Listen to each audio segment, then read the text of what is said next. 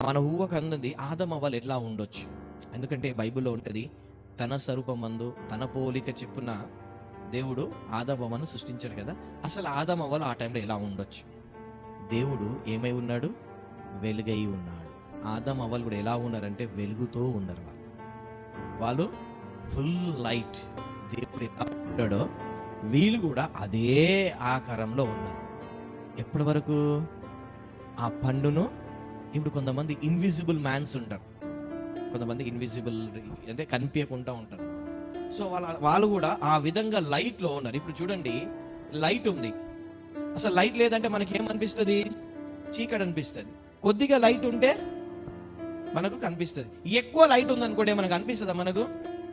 So వాళ్ళు కూడా అదే వెలుగులో ఉన్నారు కాబట్టి దేవుని ఒక స్వరూపం ముందు ఉన్నారు. వాళ్ళు ఎప్పుడైతే ఒక ఆజ్ఞను మీరినారో ఆ వెలుగు అనేది వాళ్ళ నుండి వెళ్ళిపోయింది.